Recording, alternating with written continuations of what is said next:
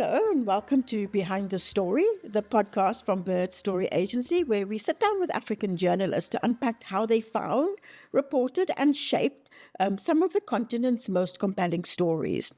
Every episode goes beyond the published article. We explore the reporting decisions, the interviews that change the story, and the practical lessons that journalists anywhere can apply in their own countries. Today, we're joined by investigative journalist Lerato Matheka, whose latest bird story feature explores how Lesotho transformed itself into one of Africa's leading garment exporters, not simply through trade agreements, but through determined leadership, coordinated institutions, and the work of thousands of women who stitch the country's industrial success. Lerato, welcome. Thank you very much. So, Loretta, every story starts with a moment of curiosity. We were looking for stories about cotton, but what made you think that there was a story here? I think what really knocked my interest is where we are now compared where we were. So that is a story that has never been told before. We have always seen stories that speak on wages or environmental harm, but never how we started. So that basically for me, like let's begin with where it all began. So, we're really talking about the rise of Lesotho's textile industry. And for a lot of people, they would assume, as you're saying, that this is a story about AGOA, about trade agreements, about the garment industry. But you actually found quite a different story. Tell us about that. The history behind the garment industry follows a very interesting um, political history of Lesotho, where we had riots in the country and the economy literally went to a slump. And when I received this opportunity, I wanted to tell a story that basically reflect on a ray of hope for Lesotho's economy. And it does not only touch on trade, it actually even goes beyond to talk about the people behind. Like it is indeed a ray of hope that started when the country was grappling with a whole lot of everything. In 1998, the country almost bent to ashes. We didn't have anything. The economy was at its knees. And 2 years later, while they were still trying to rebuild, came AGOA. So it came at almost an opportune time. And the then government took the opportunity and actually led and ran with it. The story actually indicates how then we became the biggest exporter. And we are just a very small African country. No, absolutely. There's always that moment in writing your story or when you're reporting your story when suddenly things come together. What was the interview or the conversation that really solidified or even changed the direction of the story, Lerato? It first started with me, drawing up a list of who should I interview. When you speak about the garment industry, you want to talk to the government, but who within the government? You want to talk to the most recent Minister of Trade or the current sitting Minister of Trade, or maybe you want to talk to the LNDC. But I quickly remembered if I want to do a true introspective article on the industry, I need to speak to the person who was in the office when the whole opportunity started. And I didn't know what to expect. He was very difficult to to track down because this is over 20 years since he has been in the face of media. So I had to track him down first to find out where is he, what is he doing? Will he even be confident or willing to speak with the media about something that happened ages ago? And 2, 3 weeks after I tracked him down, then I had another week to convince him to have a sit down with me and to convince him why we needed to tell that story. Yeah. And he kept on saying, "No, you need to speak with my peers. You need to speak with." He gave me a list of all these other experts he felt were right, and then he kept on saying, "Because of old age, I might forget things." But I insisted, "No, let's have a sit down. I will determine whether I would have to speak with all of these other people."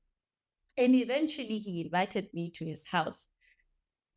And Paula, all I can tell you is the very first few words that he spoke confirmed that this is definitely an impactful story that I needed to tell. And when he narrated how it all began, I remember his face when he said, I joined a ministry that didn't have a budget, that was never considered to be important, but I knew I needed to make it work. And at that time, I didn't even know where to begin, but I knew I needed to make sure that I have the cabinet's buy in.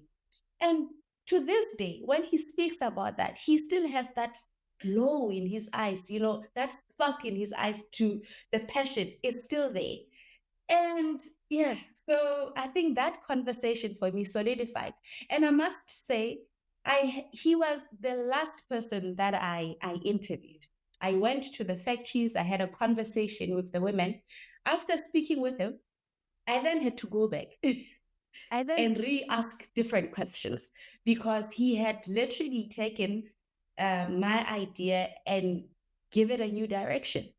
That's excellent. And from that interview, of course, you got that image of the war room, the minister, and all the important people coming together and saying, how are we going to build Lesotho's factories? But you mean you spoke with the ministers, you spoke with development agencies, but you also spoke to quite a number of women working in the factories. Why was it important to get their voices? Why did readers have to meet them?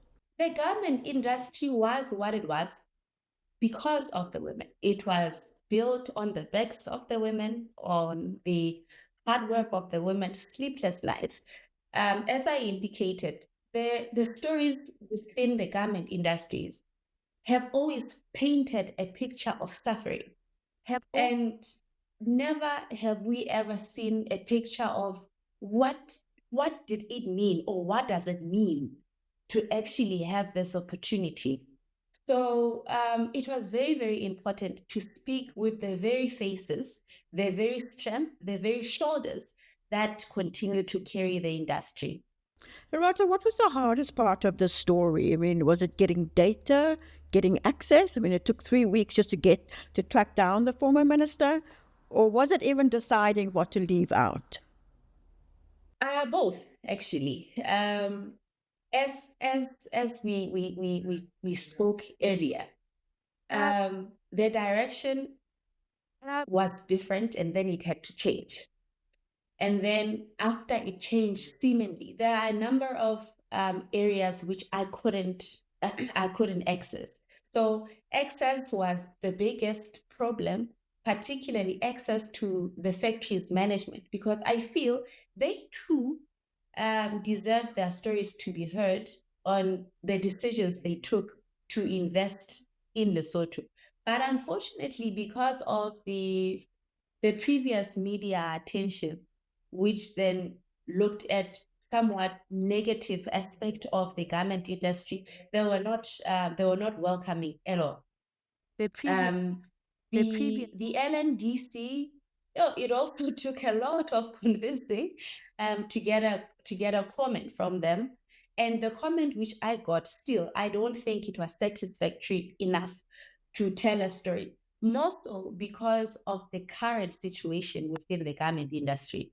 So you know how the media would always be viewed to be cunning. Like you always come with a good story while you're actually looking for something bigger. So I understood to a certain degree that maybe that is the perception of why I couldn't get access. With regards to data, I have to maybe thank Trump and his and his new tariff announcements, because I want to believe before then, I wouldn't have easily accessed the type of data which I got today when I was working on this story. So the data was almost easily accessible because of the Trump era in which we are in. You know, you raise an important point, because one of the things that Bird looks at also is the opportunity that there's a lot of reporting around Africa about corruption, about conflict, about crisis. And what Bird is saying is that there are also other kinds of stories out there. There's stories about opportunity, innovation, progress.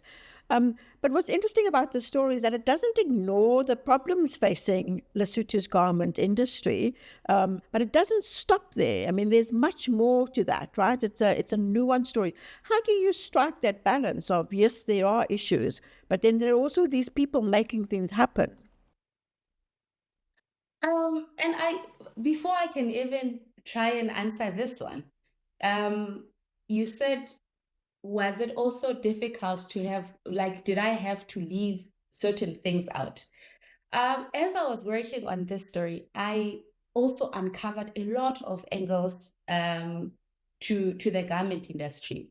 There are a number of things, and given the opportunity, there's one more angle that I would want to cover, which speaks about the opportunities, regardless of all the negativities. So I think to answer your question, um, every negative issue that the media covers, there's always a positive side to it. Something worth really reflecting on. Lerato, so you said that there were a lot of new ideas, but what didn't make the final story? What did you have to cut out because it was just too much? The other opportunities that then befell everyone that is currently within the employment of the garment industries. We have been given or rather the most largest impression is the employees are struggling. But there is one particular factory where I visited during lunchtime, and I saw a fleet of cars parked outside. So I asked the security guard, okay, why do you have so many cars? Do you have any activity that's happening? And he smiled and said, no, they actually belong to the employees. So it's something that I don't think is common, because we know factory workers to walk long distances, waking up very early in the morning, knocking off at late. Predominantly, that is the large number. But if there is that other margin of people that were able to change and turn their lives around to a level of not working, working to work, to now owning a vehicle, and some of them were transport based vehicles. We have a transport industry that is built on what we call 4+1s. It's an Uber like, but it's not an Uber like. But it's commercial. So it's an industry, it's a transport industry. And I saw many of them. So then when I had this conversation with the security guard, he told me how many of them got to be able to buy cars. In Lesotho, when you are working and then you have a car, especially if you work in an industry that is looked down on, that is a story that needs to be told. To how did you do it? So I felt that particular component, I could have included it, but it was going to just dilute everything else of the current story. It really is a great case study of what a country did right, acknowledging that it is in a difficult time right now with the U.S. government's focus on it, with AGOA only being extended until December, but at the same time, it's looking at what a country did in order to do things differently. If a journalist in Ghana or Kenya or Malawi wanted to find not the same story, but a similar story in their own country, where would you tell them to start looking? maybe something that is currently problematic, but that used to work previously, which is basically what I did. Um, yeah, look at something that may be of problem now, but it used to work previously, and work from the back all the way until you're here. That way you're balancing that Africa is able to solve its own problems, regardless of which area it is. And then, as you indicated, the story did not shy away from microscoping some of the current challenges. So yeah, that's where I would advise journalists to just look at one component that used to really really work previously, which is currently having any type of a problem. Lerato, you're an investigative journalist, and so you're used to digging and being persistent and, really not stopping until you get the full story. But I'm wondering if there's one reporting habit or even a question that you think makes you a better journalist, that you want to encourage other reporters to adopt. Every story, for me, I approach every story differently because the intensities are always very, very different. And the sectors are always different. So I think this is not necessarily a habit. I think this is like investigative rule 101: plan. Make sure that you have a plan before you can even begin. Make sure that you know where you want to begin, so that even if your story can take a whole new different angle altogether, the fact that you have a plan, you will still be able to navigate through all the other changes that would be befalling you. Great. On that note, we'll leave it there then. Lerato, thank you very, very much for your time. Very interesting. And I encourage everyone to go and have a look at your story on the Bird Story Agency site. Lerato, thank you. Thank you very much, Paula.